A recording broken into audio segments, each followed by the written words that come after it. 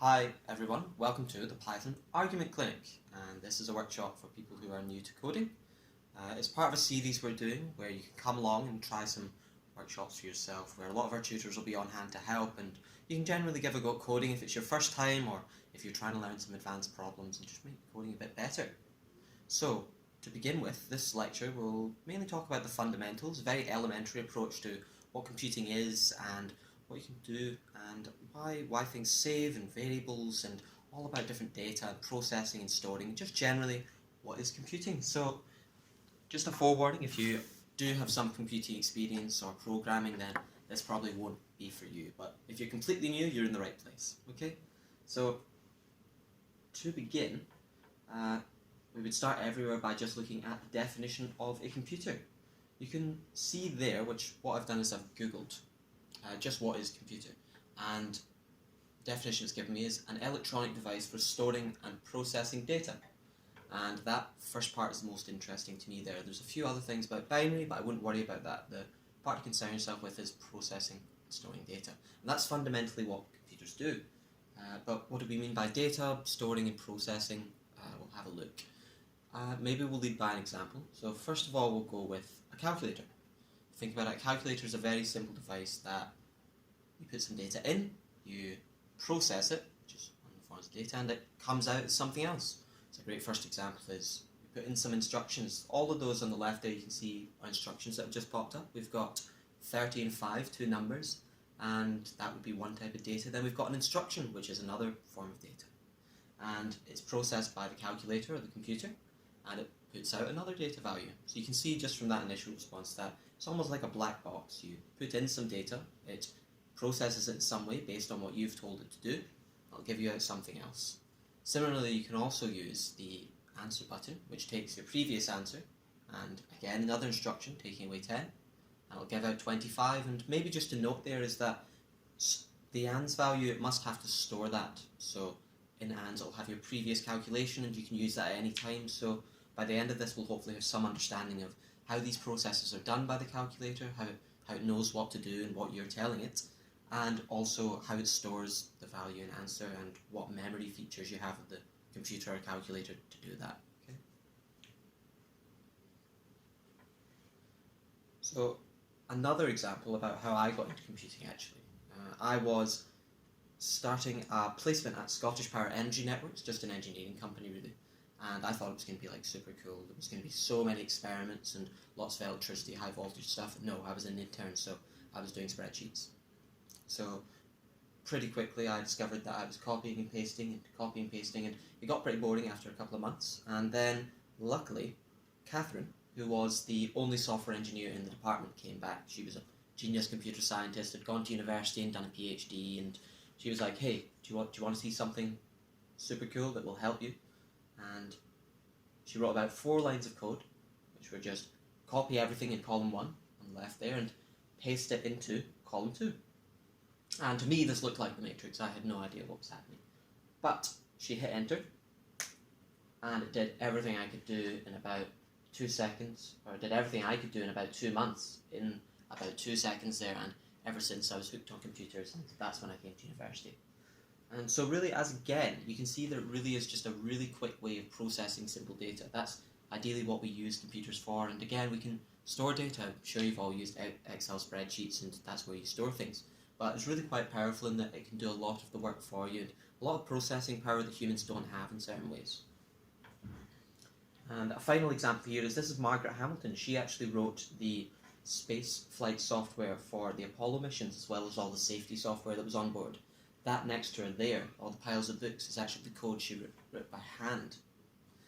And she's very experienced in lots of different fields like this, especially for processing data for shuttles and moon missions and things like that.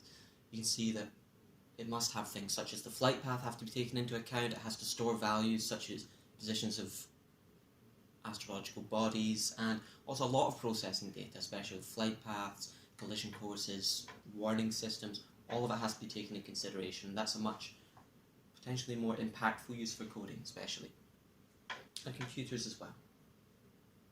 So where to begin though? with coding, how do you make the computer process this data? How do you tell the computer what to do? Well, what we do is we would use a coding language, and the one we're going to focus on today is Python. And there's a joke that everyone's first bit of code that they write is how to make the computer say hello world. It can be printing it onto the screen, or it could be something like getting Alexa to say it. And there's loads of cases where we want computers to display information on the screen.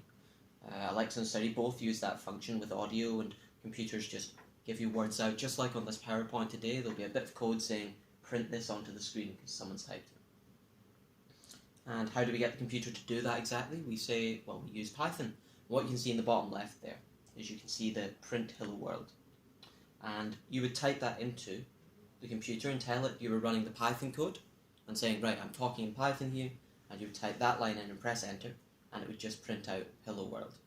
And something important to understand here is that when you talk about coding languages, there might be different ones, but they're very similar to different languages for humans. French, English, German, Spanish, Portuguese. They all try to convey the same thing, instructions and words, but they all have different ways of saying things, but they all mean the same thing.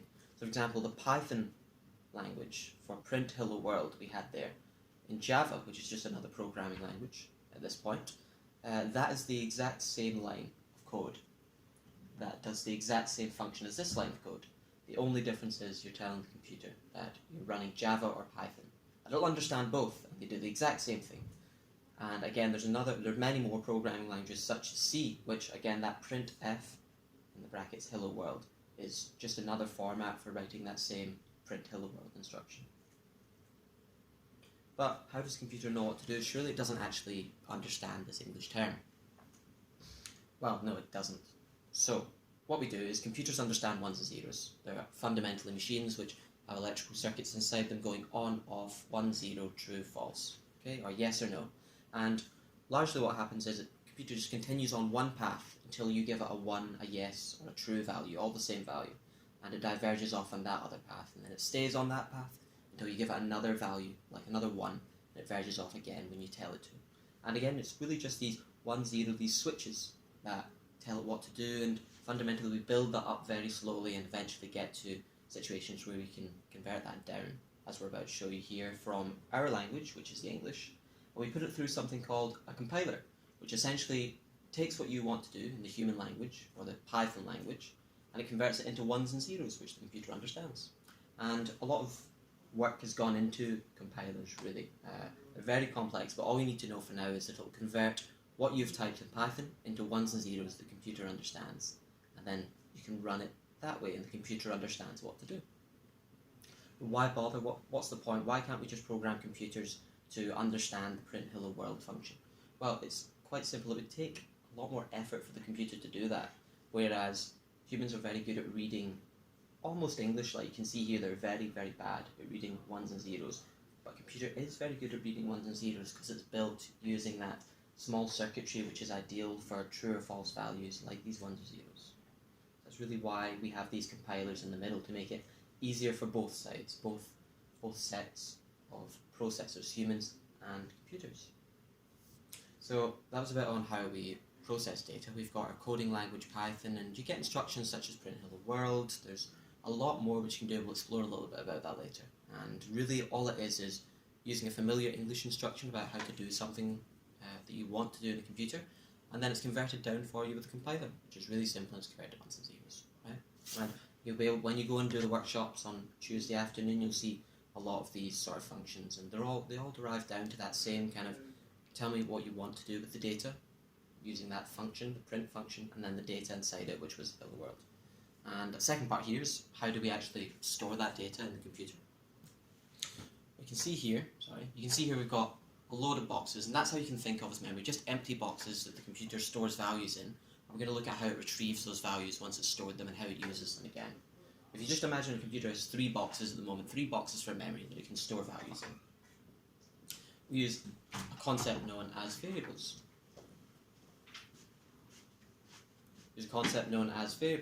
And we're going to explore that now. And imagine we have calculator example again. We've just entered 4 plus 7. And so we know that the answer there is 11. And how does the computer remember that for later if we say answer plus 1 or answer plus 4, which I'm sure most of you have probably done in a calculator before?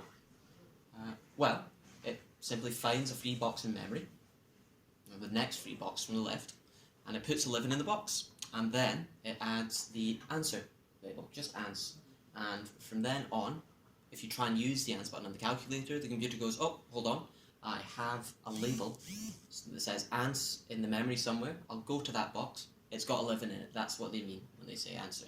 And that's fundamentally how we use variables. We put whatever value we want in the box, and we put a little variable name over that, a little label, just to signify that that's the value we're talking about and where it's stored in memory. And that's how the computer locates it. And we call it a variable because we can change the value in the box without changing the label. We can update it, create what we call a variable, which is ans there, and set it equal to 14, and it would process exactly that and store 14 in a box with an answer label.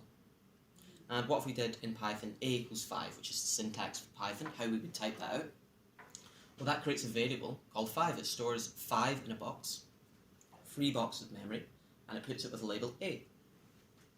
And as you can see, yeah, it's labeled the box a there. So, ans and a are what we call variables, and we can do lots of different things with them. We can add them, we can subtract them, multiply them, create new ones, and we can change them and change the value. So what if we did a equals 3 times a? Well, the logical thinking here would, the computer would think, right, I'm going to do something to the value that's in the box of a, label a, and oh look, I'm going to do 3 times whatever the value of a is. So it's 3 times, alright, 5. And that updates to 15. And you can name variables whatever you like. You can call something ridiculous like giraffe instead of ans or a, and we can add 2 other variables to create a new one. And if we do that, it'll look, right, the value of ans is 14 in that box, and the value of a is 15 in that other box. And I'll add them together, put it in the next available box, and call it giraffe. And for example, we can also just update variables with new values. Just 10 minus 3 going into ans is 7. And we can store more than just numbers. We can do lots of different data types. The only other one we're going to talk about today is strings, or just characters. But so we could say a equals hello world, like our example from earlier with the hello world statement, and that updates the memory box for hello world. There we go. So a is now equal to hello world. And finally, how do we get these values back again? Well, it all relates back to our processing function, the print function. So if we wanted to see those values again on the screen, we would just use the print function. We would say print giraffe, and it would give out 29, like you have in that memory box there. And, oh, sorry everyone. And if we say print a, it will give hello world. And the only thing to note there is that the difference between the actual value is that it's in quotations, and the variable name is not in quotations. Okay, that's the only thing to note. And what sort of things can you do in Python finally, now that we've looked over processing and simple functions and also how to store values in memory? Well, we have our simple value there, and this is a very generic, it can be abstracted to kind of what you do in Python. It's all about functions and variables. The functions are how you process the data and what you're going to do with the data you give the function, just like in maths. And the value there on the right is the data which you're actually going to process in the function. So, as I said, that's the function, and you put something in between the brackets, some data, and it will do something to the data. And there you have the data. And in this one, as I said, you print hello world out onto the screen. So, some other different functions. We have print hello world, as we've just discussed. You could also have randint. The function here creates a random number between 2 data values that you input. So if you input 0 and 10, it'll give you a random value from 1 to 9 or 1 to 10.